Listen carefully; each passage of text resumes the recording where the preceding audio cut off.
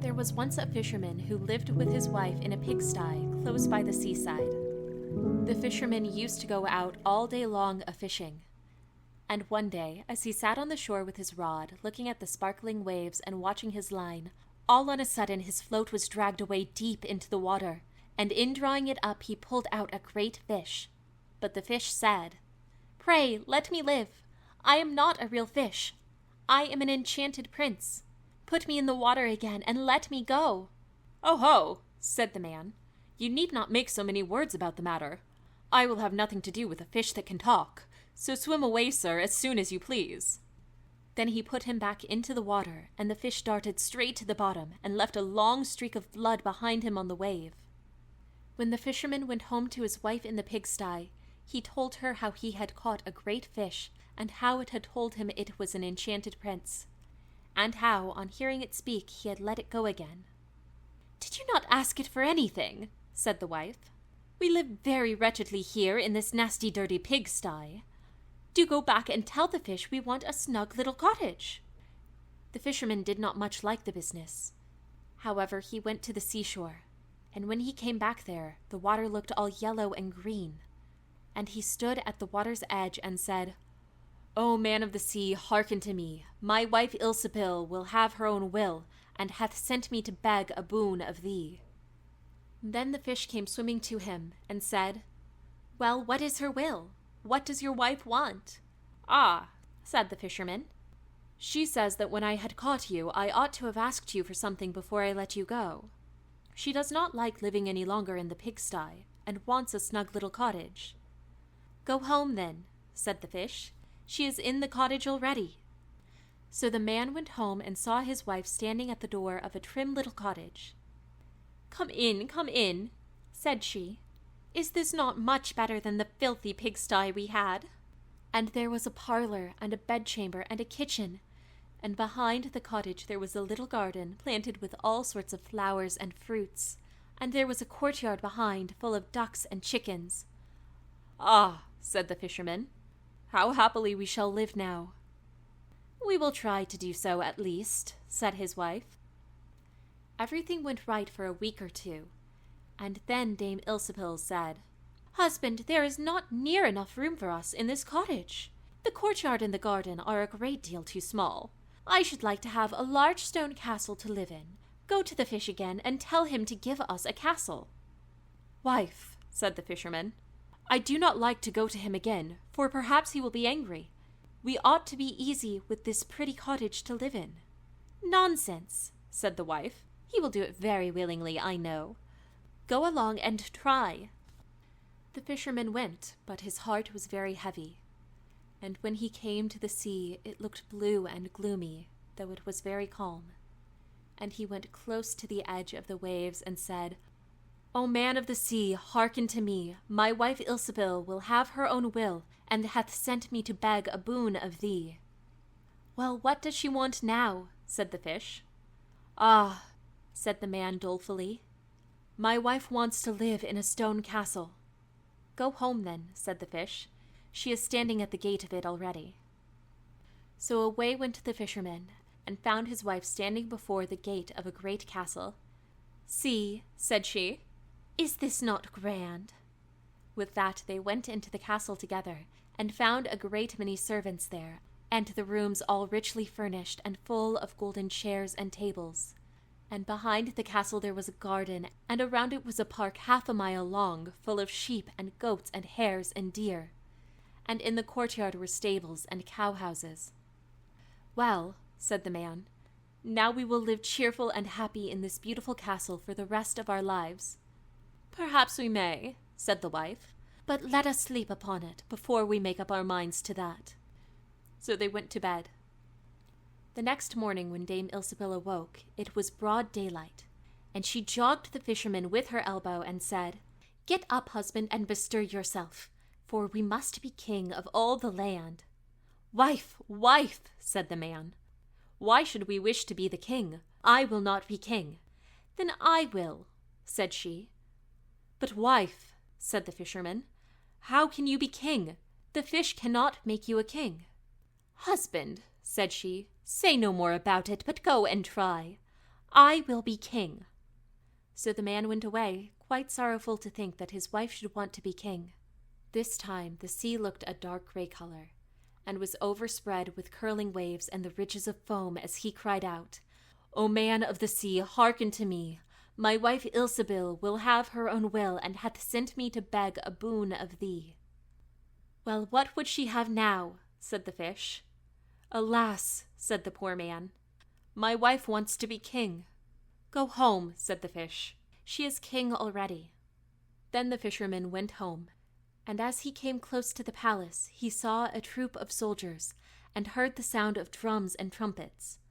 And when he went in, he saw his wife sitting on a throne of gold and diamonds with a golden crown upon her head, and on each side of her stood 6 fair maidens, each a head taller than the other. "Well, wife," said the fisherman, "are you king?" "Yes," said she, "I am king."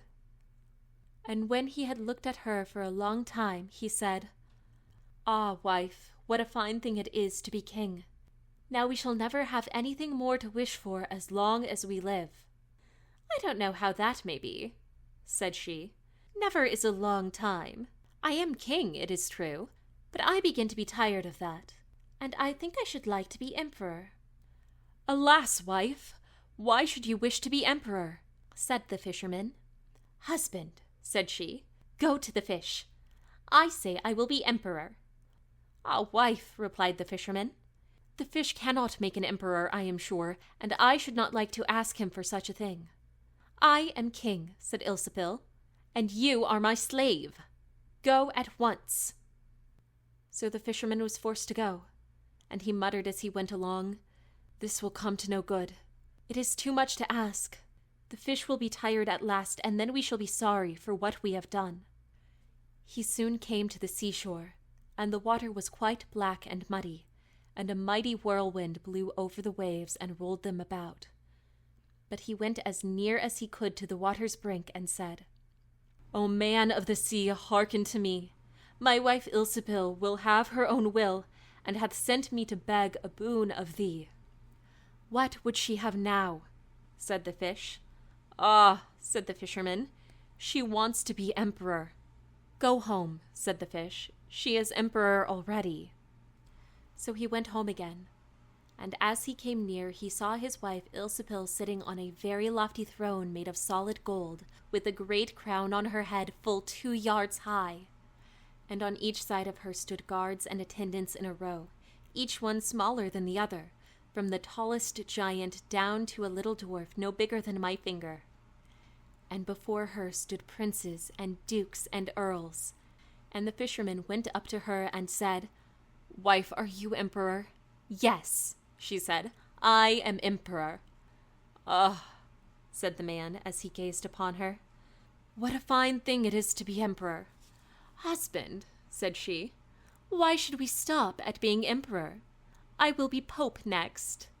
"Oh, wife, wife," said he, "how can you be pope? There is but one pope at a time in Christendom." "Husband," said she, "I will be pope this very day." "But," replied the husband, "the fish cannot make you pope." "What nonsense," said she. "If he can make an emperor, he can make a pope. Go and try him."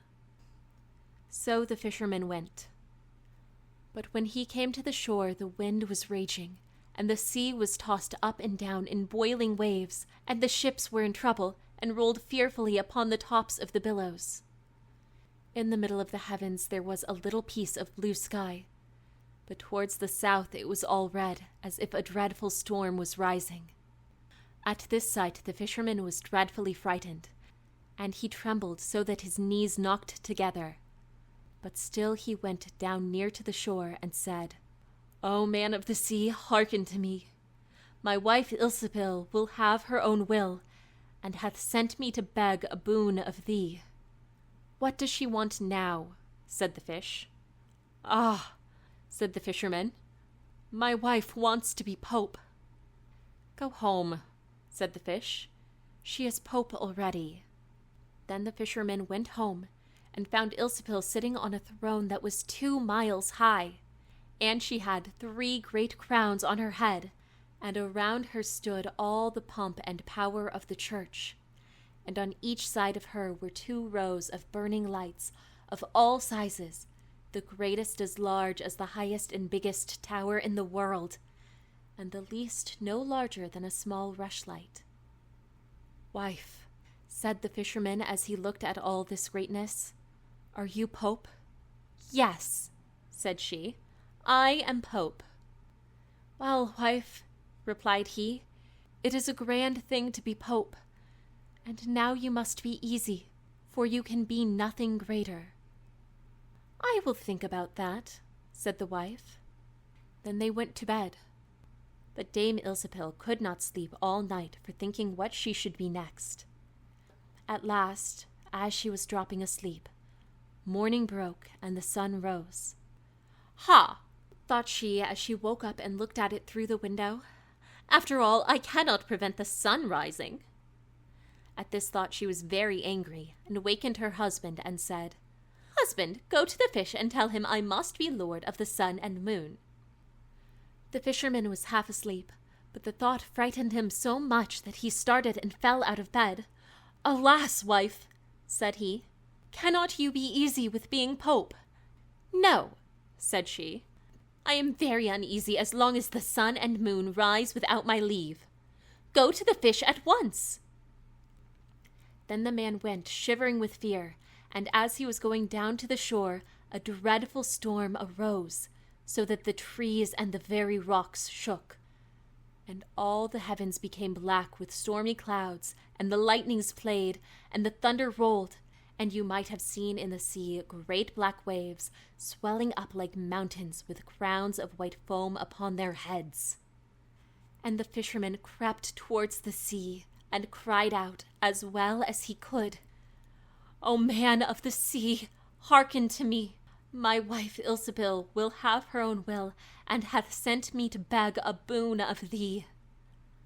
"What does she want now?" said the fish. "Ah," said he, "she wants to be lord of the sun and moon."